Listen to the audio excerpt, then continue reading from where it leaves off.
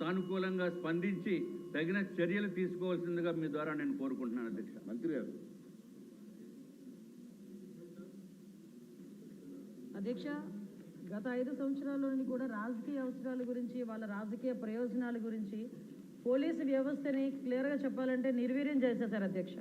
అంటే పోలీసు వ్యవస్థ, పోలీస్ డ్యూటీలు శాంతి భద్రతలు కాపాడుకోవడాలి అన్న డ్యూటీలు తప్పించి ప్రతిపక్షాల నేతలు ఇంట్ల దగ్గర కాపలా కాయడానికో లేకపోతే వాళ్ళకి పరదాలు కట్టడానికో అంతవరకే వాళ్ళని ఉంచేసిన పరిస్థితి కూడా మనం చూస్తున్నాం. దానిలో భాగంగానే కనీసం పోలీసు వ్యవస్థకి ఏదైతే వాళ్ళకి పోలీసు బలోపేతానికి కానీ, అదేవిధంగా వాళ్ళ వెల్ఫేర్ గురించి కానీ, వాళ్ళకున్న చిన్న చిన్న ఇమ్యూనిటీస్ గురించి కూడా ఎక్కడ కూడా ఆలోచన చేయకుండా మొత్తం అంతా నిర్వీర్యం చేసిన పరిస్థితి వచ్చింది అధ్యక్ష. ఇప్పుడు ఇందాక మన ఎమ్మెల్యేగా అడిగారు అధ్యక్ష, ఈ వీఆర్లో ఉన్న వాళ్ళ పరిస్థితి గురించి. నిజంగా వీఆర్లో ఉన్న వాళ్ళ పరిస్థితి చూస్తాను అధ్యక్ష, ఒక్కొక్కసారి వాళ్ళకి 6 months వరకు వీఆర్లో ఉంటారు. తర్వాత 6 months తర్వాత వాళ్ళకి ఆ జీతభత్యాలు ఇవ్వాల్సిన అవసరం కూడా ఉంటుంది అధ్యక్ష. కాకపోతే ఈ రోజుకి కూడా లాస్ట్ 5 సంవత్సరాల పరిస్థితి ఎలా తీసుకున్నారంటే పోలీస్ డిపార్ట్మెంట్లో కొంతమంది అఫీషియల్స్ని వాళ్ళకి నచ్చకపోయినా క్యాస్ట్ బేస్ చేసుకొని వాళ్ళకి రాజకీయంగా వాళ్ళకి అనుకూలంగా ఉండరు అనుకున్నా, వాళ్ళకి వ్యతిరేకంగా ఒక పని చేసినా, వాళ్ళు చెప్పిన పని చేయకపోయినా కూడా వాళ్ళు చాలా క్లియర్గా వాళ్ళందరినీ తీసుకెళ్లి వీఆర్లో పెట్టడమే కాకుండా 2 సంవత్సరాలు 3 సంవత్సరాలు కూడా జీతభత్యాలు లేకుండా వాళ్ళ చేత పని చేయించుకున్న పరిస్థితి కూడా మా దృష్టికి వచ్చింది అధ్యక్ష. ఎట్టి పరిస్థితుల్లోనే అలాంటి వాటి మీద ఫర్మ్గా ఉంటాము. డెఫినెట్గా వాళ్ళకి జీతభత్యాలు ఇచ్చే పరిస్థితి కూడా ఇప్పుడు మేము తీసుకుని వస్తాం అధ్యక్ష. అదేవిధంగా వాళ్ళందరికీ కూడా ఇందాక సార్ అన్నారు, కనీసం పిల్లలకి చదివించుకోవడానికి కానీ పెళ్లిళ్ళు చేసుకోవడానికి కానీ.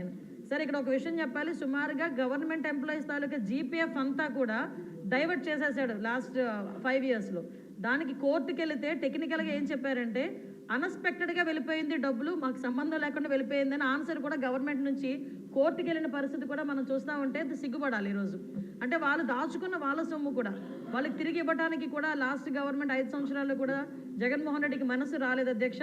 ఈరోజు తిరిగి పోలీస్ వ్యవస్థల గురించి, విధానాల గురించి, రాజ్యాంగం గురించి ఆయన మాట్లాడుతుంటే కొంచెం మనందరం కూడా ఇబ్బంది పడాల్సిన అవసరం ఉంది అధ్యక్ష.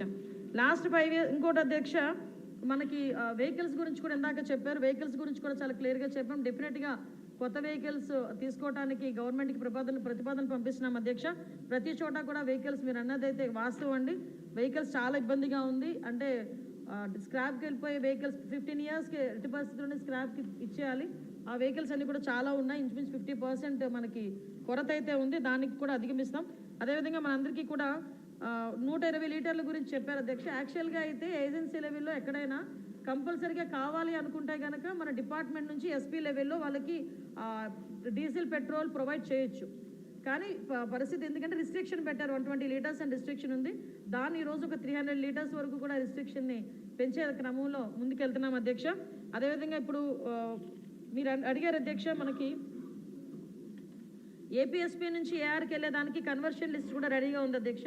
దీనికి అతి తొందరలోనే వాళ్ళందరికీ కూడా ఏపీఎస్పీ నుంచి ఏఆర్కి పంపించే ఏర్పాటు కూడా జరుగుతుంది. ఒకటి మాత్రం క్లియర్ అధ్యక్ష, ఈరోజు ఏ శాంతి భద్రతలు అయితే వాళ్ళు మాట్లాడుతున్నారో, జగన్మోహన్ రెడ్డి వాళ్ళు మాట్లాడుతున్నారు అంటే ప్రతిపక్ష నాయకుడు కాదు కాబట్టి అసెంబ్లీలో పులివెందుల ఎమ్మెల్యే గారు మాట్లాడితే ఆ ప్రికార్డ్స్ తీసుకొని వచ్చి శాంతి భద్రతలకు మాట్లాడుతున్నారు. ఒక్కసారి బ్యాక్కి వెళ్ళాలి అధ్యక్ష. శాంతి భద్రతల విషయంలో శాంతి భద్రతలను కాపాడుకోవడానికి అసలు పోలీస్ డిపార్ట్మెంట్కి వాళ్ళు ఏం చేశారు ఈ రోజుకి కూడా చాలా క్లియర్గా చెప్తున్నాం అధ్యక్ష. పోలీస్ డిపార్ట్మెంట్ని రాజకీయ అవసరాల గురించి కాకుండా ప్రజల భద్రత గురించి, శాంతి భద్రతల విషయంలోని కూడా మేము ముందుంటామని మనస్ఫూర్తిగా మీ అందరికీ కూడా తెలియజేసుకుంటున్నాను అధ్యక్ష. నెక్స్ట్ క్వశ్చన్ 36 మన ఫైనాన్స్ మినిస్టర్ గారు